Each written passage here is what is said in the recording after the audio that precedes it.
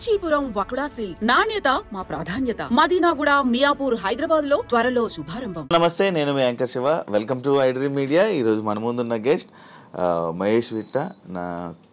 నాతో పాటు big boss season non స్టాప్లో స్క్రీన్ షేర్ చేసుకున్నాం, మంచి ఫ్రెండ్స్ అయ్యాం. తన జర్నీ ఫన్ బకెట్ నుంచి పటాస్ మూవీస్ అలా బిగ్ బాస్ జర్నీ వరకు చాలా ఉన్నాయి. స్టెప్స్ అప్ అండ్ డౌన్స్ ఉన్నాయి. ఇలా అంటే ఒక్కసారి ఇంత హైప్లోకి వెళ్ళడం, మళ్ళీ ఒక్కసారి డౌన్ అవ్వడం, మళ్ళీ రావడం, ఇలా చాలా ఉన్నాయి మధ్యలో. ఆ జర్నీ అంతా ఒకసారి నేను ఎప్పుడు మహేష్ విట్ట నేను ఇంటర్వ్యూ చేయలేదన్న.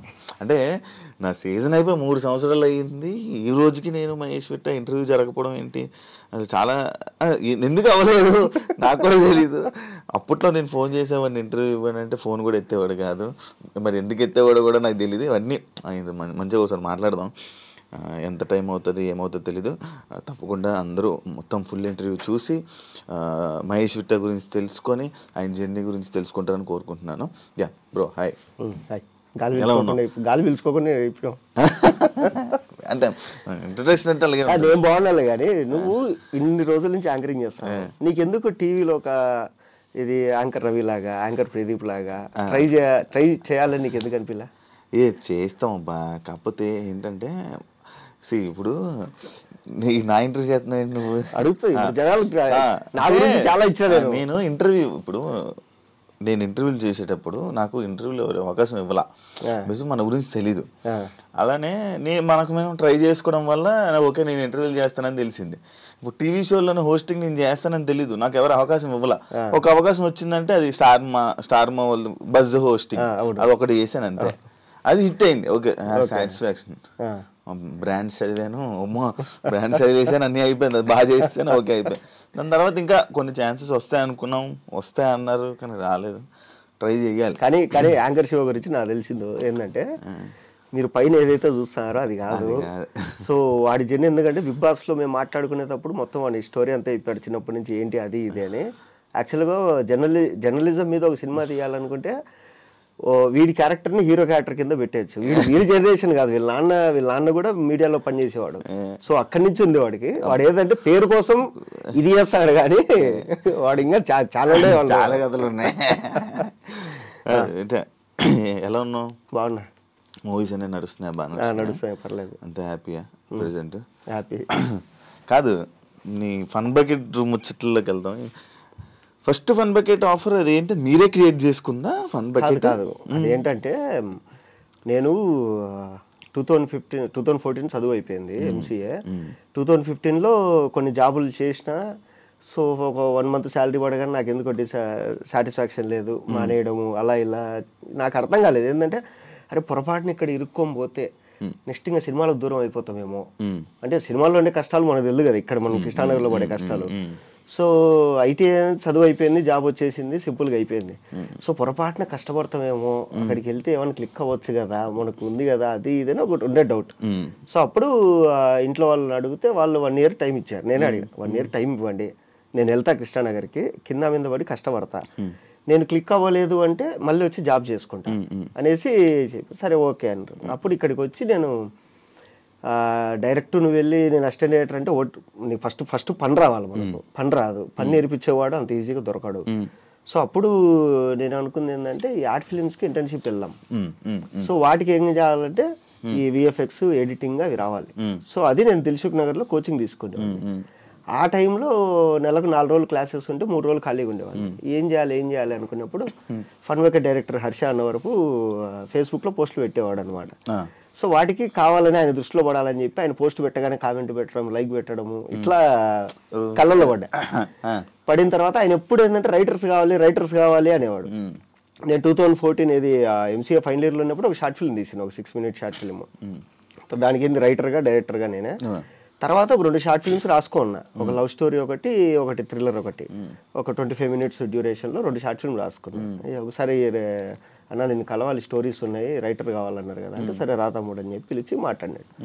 అప్పుడు ఆయనకి నేను స్టోరీ చెప్పే క్రమంలో యాక్టింగ్ చేసి చూపించిన, ఇలా ఉంటుంది అని. అంటే నువ్వు యాక్టింగ్ కూడా బాగా చేస్తున్నావు అంటే ఏమన్నా ఎవరు చెప్పలేదు ఇంతవరకు, నేను యాక్చువల్ రైటర్ కావాలని వచ్చిన. లేదు ట్రై చేద్దాం ఏదన్నా అని ఒక 2 నెలల తర్వాత పిలిచి ఒక పేపర్ ఇచ్చి 4 జోకులు ఉన్నాయి, ఏంటివి అంటే దీన్ని వీడియో చేద్దాం అన్నాడు. లేదు ఈ శాంటా బ్యాంటే జోక్స్, అలియా భట్ జోక్స్ అనేసి అప్పట్లో కొంచెం బాగా ఫేమస్ అయ్యి ఇది కదా. ఒకప్పుడు ఏంటంటే బ్లాక్ అండ్ వైట్ ఫోన్లలో మనం మెసేజ్ ఫార్వర్డ్ చేసాం ఒక జోక్ ఏదైనా టెక్స్ట్లో, దీన్ని వీడియో చేద్దాము అన్నాడు.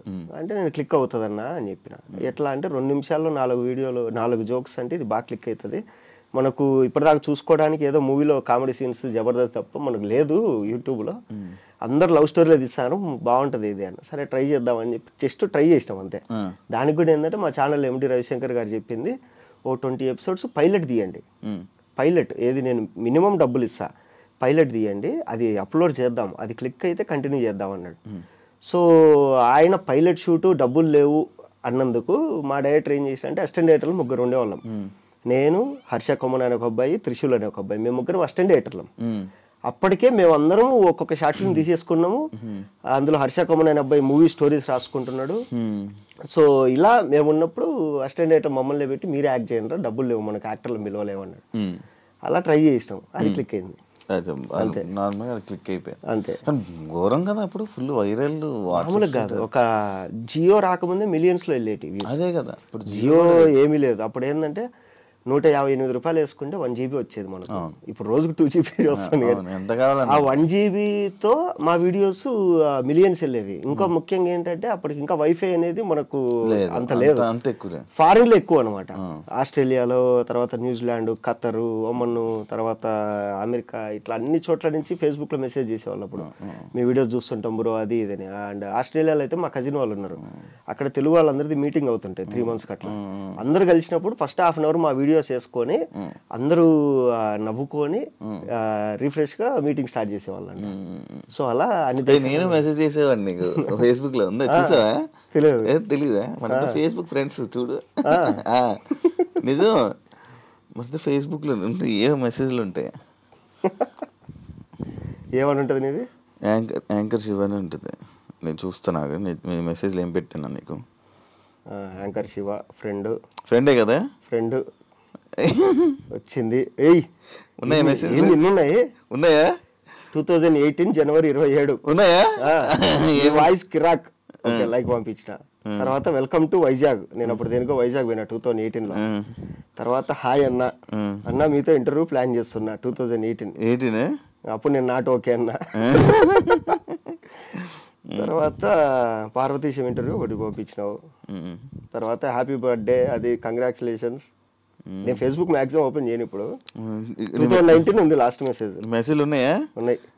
ఏ కుప్పలు తెప్పలు ఉంటాయి నీ మెసేజ్లు నేను పెట్టింది అంటే. ఎప్పుడు చూడు 2018 చూసావా? అది అలా ఉండేది మహేష్ విట్ట. ఈ ఫన్ బకెట్ భార్గవ్ ఎలా వచ్చాడు మీ దాంట్లోకి? ఆ అబ్బాయా భార్గవ్ గారు ఎలాగంటే ఫస్ట్ స్టార్ట్ చేసింది మా ముగ్గురితో, త్రిశూలు, హర్ష కొమ్మన, నేను. పైలట్ షూట్ కింద ఫస్ట్ ఒక 15 episodes వరకు మేము అప్లోడ్ చేసుకుంటూ వచ్చినాం. అప్పటిదాకా ఎవరు పట్టించుకోలేదు, ఏం లేదు.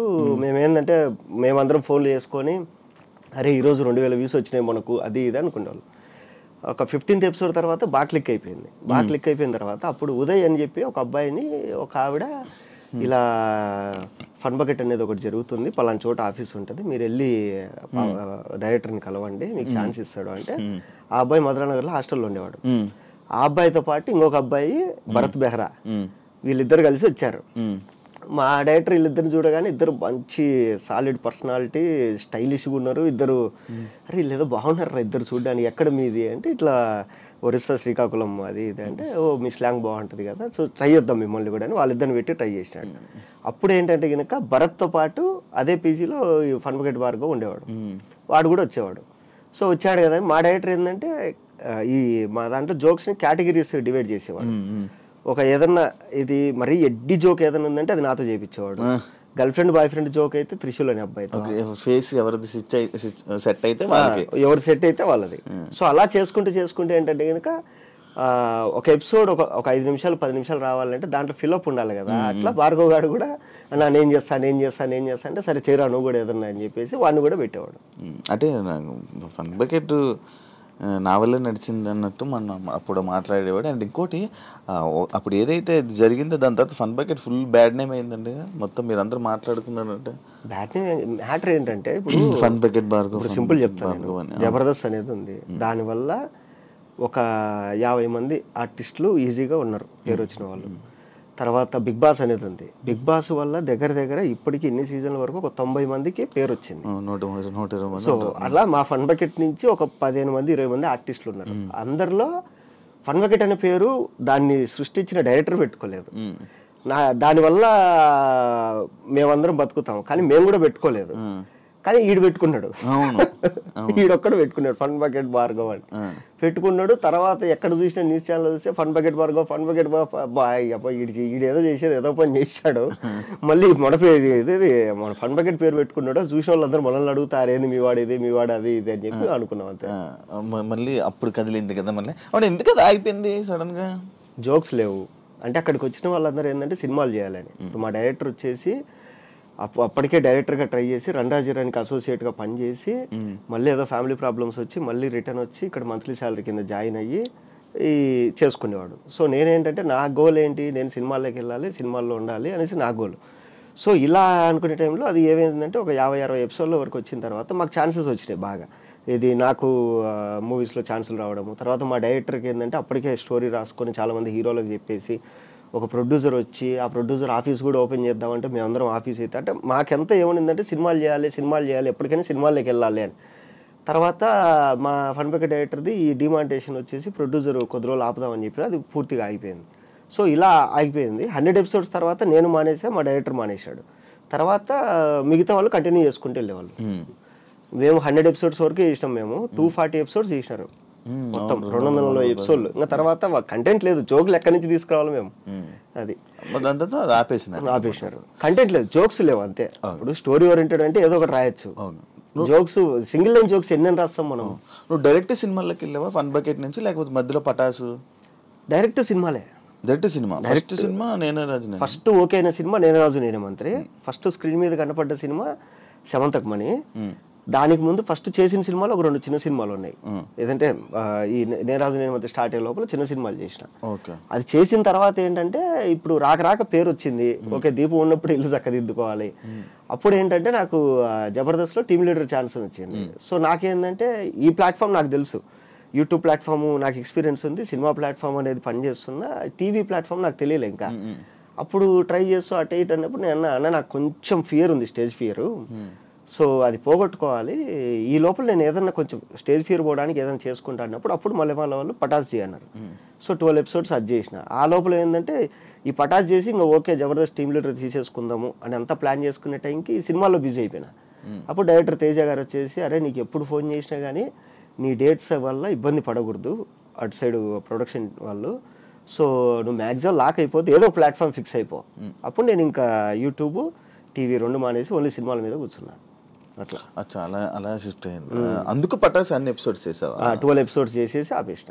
ఒక ఎక్స్పీరియన్స్ వచ్చింది. తర్వాత టీమ్ లీడర్కి వెళ్ళిపోదాం. స్టేజ్ ఫియర్ ఉందా? స్టేజ్ ఫియర్ ఉంది అంటే స్టేజ్ ఫియర్ అంటే ఇది టీవీది, టీవీ స్టేజ్ ఫియర్ ఉంది. ఇక్కడ ఏంటంటే అన్ని సింగిల్ టేక్ లో చెప్పాలి. పటాస్ చేసేటప్పుడు కూడా నేను చేతి మీద రాసుకునేవాడిని, చేతి మీద గన్ పాయింట్స్ రాసుకొని పటాస్ చేస్తూ మధ్యలో అనుకో చూసుకునేవాడిని. అవునా? అలా